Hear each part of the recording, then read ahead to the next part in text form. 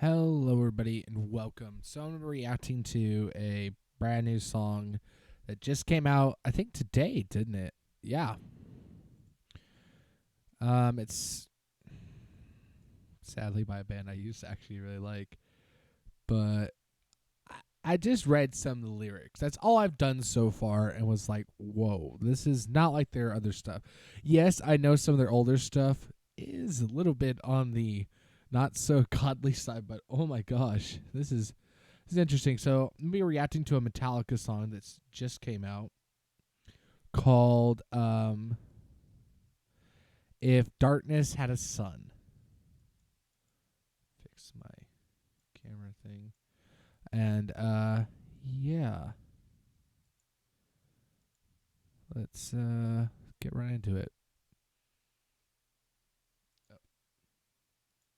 Sorry, I was waiting for the ads.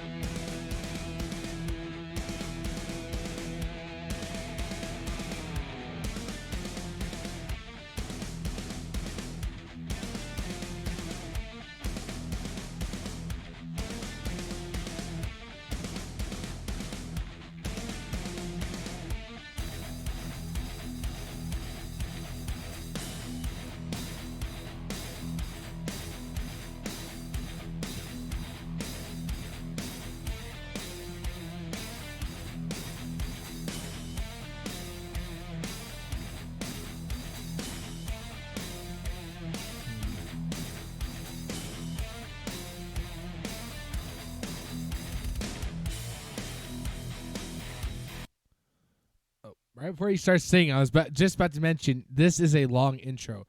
So far, lots of satanic imaging in the red, but that's it's just superstition, man. You just don't get it, man. I know.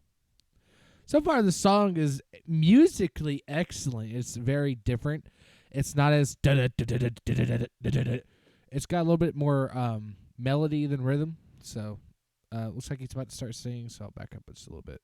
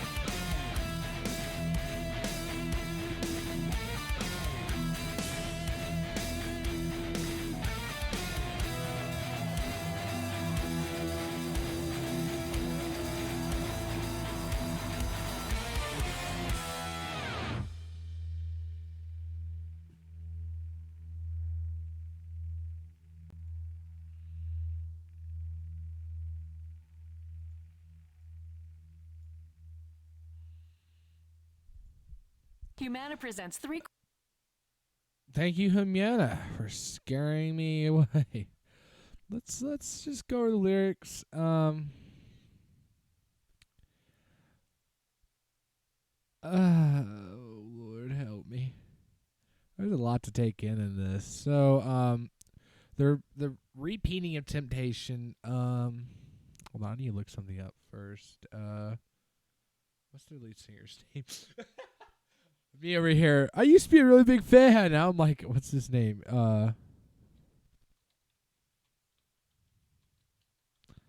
Hetfield. I knew it was James. I could see it in my head. James Hetfield. I want to know if he's ever been in a religion, because by the sounds of this, he's been in the Catholic. Um. Uh.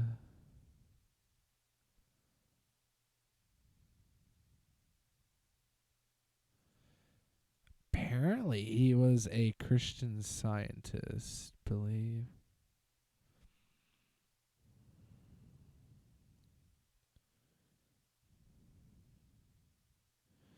Okay, I know what that is. I feel this. Okay.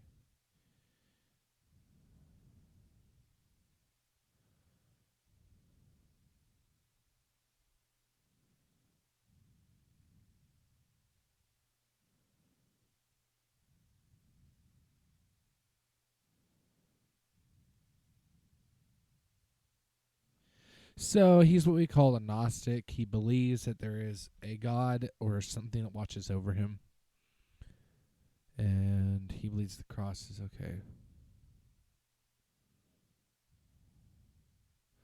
So he's got some basis, I guess would be the word, of faith. But the reason I say that is because of the holy water thing. I'm I'm doing some examination of the lyrics so you guys can see the whole thing.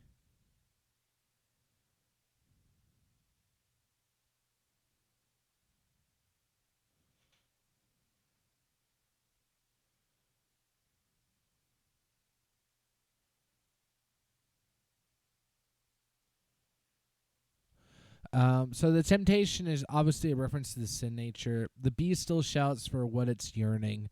He stokes the fire. So this is obviously referring to Satan. Another ending, quenchless craving, the unforgiving, misbehaving. Basically saying no matter what you do, what you are, you're always what the beast wants, or Satan, which is truth. If darkness had a son, here I am. This was the line that kept really hitting me hard. And he's taking the embodiment of Satan here, because the next line is temptation is his father. If darkness had a son, here I am. I bathe in holy water. Temptation, leave me be. So he's either saying he's so high up that he is referring to himself as Satan, or he believes he is part of that part of it, is what it sounds like. And that's just the spiritual side. About to give the worldly side of that is he's in a dark place and he's being tempted by drugs and things again, and he doesn't know what to do. The I bathe in holy water. I have no idea why that's even in here, other than to literally just show off that he's Catholic, like a Catholic belief. So, that repeats temptation, temptation, temptation. Sick.